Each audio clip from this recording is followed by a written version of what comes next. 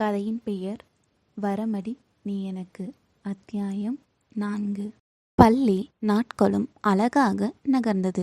பள்ளியில் விஷ்ணு மற்றும் அரவிந்த் சேர்ந்து செய்யும் சேட்டைகளின் அளவுக்கு எல்லையே கிடையாது. அதில் வருணையும் வம்படியாக சேர்த்துக்கொள்வர். இம்மூவரின் நட்பும் இவ்வாறே வளர்ந்தது. விஷ்ணு மற்றும் வருணை அரவிந்த் அவனது பெற்றோரிடம் அறிமுகப்படுத்தியிருந்தான். வருணும் விஷ்ணு மற்றும் அரவிந்தை வருணின் பெற்றோரிடம் அறிமுகப்படுத்தியிருந்தான். வருண் மற்றும் அரவிந்தின் பெற்றோருக்கு விஷ்ணுவை மிகவும் பிடித்திருந்தது. வருணின் தந்தை தனச்சந்திரன், தாய் கோமதி. தனச்சந்திரன் தனது தந்தையின் சிறிய துணிக்கடையை அவரது கடின உழைப்பால் இப்பொழுது சந்திரன் டெக்ஸ்டைல்ஸ் என்றால் கோயம்புத்தூரில் தெரியாத ஆட்களே கிடையாது என்ற அளவுக்கு வளர்ந்துள்ளார். சந்திரன் டெக்ஸ்டைல்ஸ் 2 தளங்களை கொண்டது. முதல் தளத்தில் குழந்தைகள் மற்றும் ஆண்களுக்காக வடிவமைக்கப்பட்ட ஆடைகள் இடம் பிடித்திருக்கும்.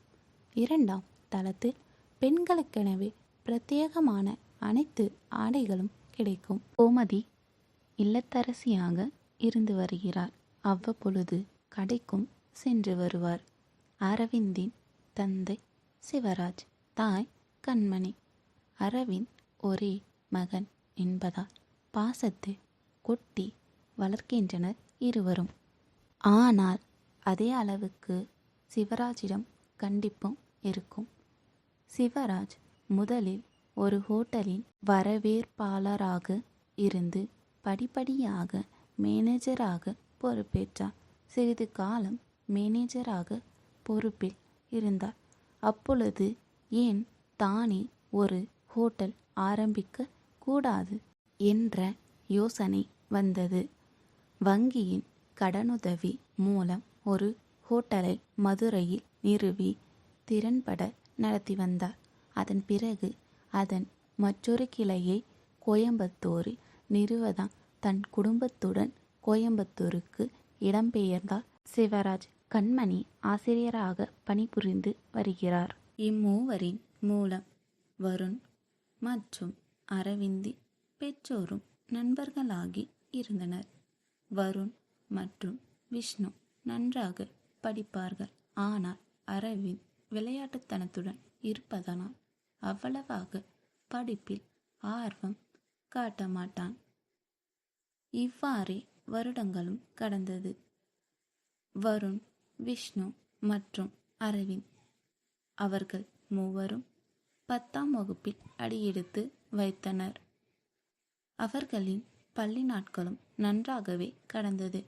ஒரு நாள் ஆசிரியர் ஒருவர் தேர்வுத்தாள்களை கொடுக்கும்போது அரவிந்த் குறைவான மதிப்பெண் எடுத்திருப்பதை பார்த்து ஆசிரியர், ஏண்டா உன்னோட ஃப்ரெண்ட்ஸ் தானே விஷ்ணுவும் வரணும், அவங்க மட்டும் நல்லா படிக்கிறாங்க, உனக்கு மட்டும் என்ன படிக்கிறதுக்கு, எப்போ பாரு சேட்டை பண்ணிட்டு மட்டும் சுத்து, உருப்புற வழியை மட்டும் நீ பாத்துறாத என்று ஆசிரியர் அரவிந்தை நன்றாக திட்டிவிட்டார். இப்படியே நீ படிச்சினா ஃபெயில் ஆகிட்டு இதே கிளாஸில் தான் உட்காரணும், அவங்க நல்லா படிச்சுட்டு இருக்காங்க, அவங்க கூட சேர்ந்து அவங்களையும் நீ கெடுத்துறாத என்று அரவிந்த் மனம் வலிக்கும்படி கூறிவிட்டார். அப்பொழுது முதல் அரவிந்த் சோகமாக இருந்தான். அந்த பாடவேளை முடிந்து அன்றைய நாள் மதிய உணவு இடைவேளை வந்தது.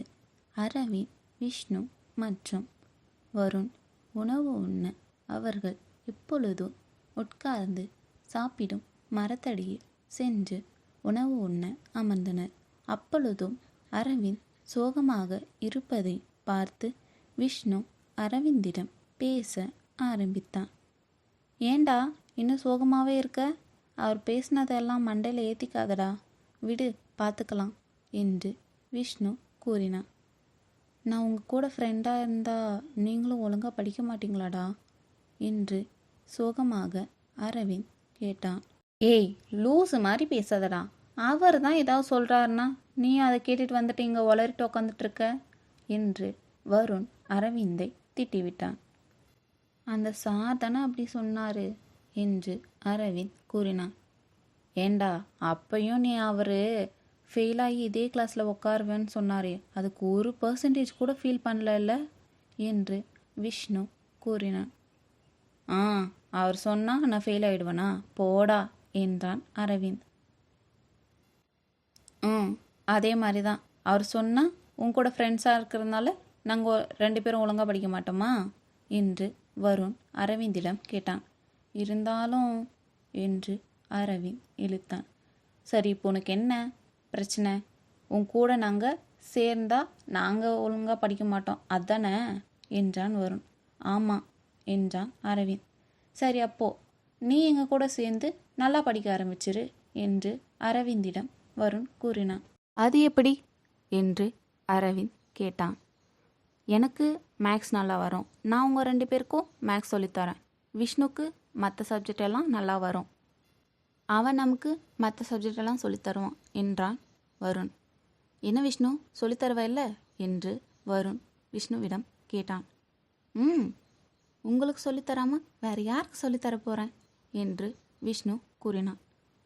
சரி, அப்போ நீ வரப்போகிற எக்ஸாமில் நீ நல்லா மார்க் வாங்கிட்டேன்னு வச்சுக்கோயேன், அது சார் பேசினது எல்லாம் தப்புன்னு அவரே புரிஞ்சுப்பார், நம்ம சொல்ல கூட வேண்டாம் என்று வருண் கூறினான். ஆமாம் அரவிந்த், வருண் சொல்கிறதும் கரெக்டு தான். நாளையிலேருந்து இல்லை இன்னிலேருந்து நீ படிக்க ஆரம்பிக்கிற, நாங்கள் உன்னை படிக்க வைக்கிறோம் என்றான் விஷ்ணு. அரவிந்த் வருண் மற்றும் விஷ்ணுவை மாறி மாறி பார்த்தான். வருண் மற்றும் விஷ்ணு அரவிந்த் செய்த செய்கையை பார்த்து சிரித்தனர். சரி, சாப்பிடலாம், டைம் ஆயிடுச்சு என்று விஷ்ணு கூறினான். வருண், விஷ்ணு மற்றும் அரவிந்த் மூவரும் சேர்ந்து நன்றாக வருகின்ற தேர்வுக்கு படிக்க ஆரம்பித்தனர். அரவிந்த் விளையாட்டுத்தனமாக இருந்ததால் அவன் முதலில் ஒழுங்காக படிக்கவில்லை. இப்பொழுது அவனது நண்பர்கள் அவனுக்காக எடுக்கும் முயற்சிகளை கண்டு அவனும் அவனது விளையாட்டு தனத்தை மூட்டை கட்டிவிட்டு அவர்களுடன் இணைந்து படித்து கொண்டிருந்தான். நாளை தேர்வு என்ற நிலையில், ஹே, நான் நல்லா எக்ஸாம் பண்ணிடுவேனா என்று அரவிந்த் இருவரிடமும் கேட்டான். நீ எங்களோட சேர்ந்து நல்லா படிச்சிருக்க, கவலைப்படாத, சூப்பராக எக்ஸாம் எழுதி நீ நல்ல மார்க் வாங்குவ பாரு என்று விஷ்ணு கூறினான். தேர்வு நாட்களும் மெதுவாக கடந்து காலாண்டு விடுமுறை முடிந்து மறுபடியும் பள்ளி நாட்கள் ஆரம்பித்தது. பள்ளி நாட்கள் ஆரம்பித்து 1 வாரம் கடந்த நிலையில் அனைத்து பாடவேளை நேரங்களும் முடிந்து இறுதியில் அரவிந்தை திட்டிய அந்த ஆசிரியரின் பாடவேளை வந்தது. அந்த ஆசிரியர் அவர் தனது கைகளில் மாணவர்களுக்கு தேர்வுத்தாள்களை கொடுக்க தேர்வுத்தாள்களை கொண்டு வந்திருந்தார். நான் இன்னைக்கு நீங்கள் எழுதின எக்ஸாம் பேப்பர் எல்லாருக்கும் கொடுக்க போகிறேன் என்று ஆசிரியர் கூறினார். அனைத்து தேர்வுத்தாள்களையும் மாணவர்களிடம் கொடுக்க ஆரம்பித்தார். அனைவரின் தேர்வுத்தாள்களையும் கொடுத்துவிட்டு அவர் பேச ஆரம்பித்தார். யாருக்கு இன்னும் பேப்பர் வரல, எந்திரிங்க என்று கூறினார். அரவிந்த் மட்டும் எந்திரித்து நின்றான். முன்னாடி வா அரவிந்த் என்று கூறினார்.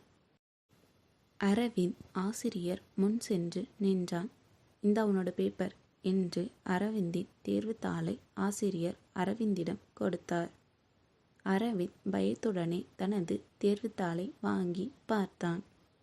வருண் மற்றும் விஷ்ணு ஆர்வத்துடன் அரவிந்த் முகத்தை பார்த்து கொண்டிருந்தனர். அரவிந்தும் முகத்தில் எவ்வித உணர்ச்சியை காட்டாமல் இருவரின் முகத்தை பார்த்தான்.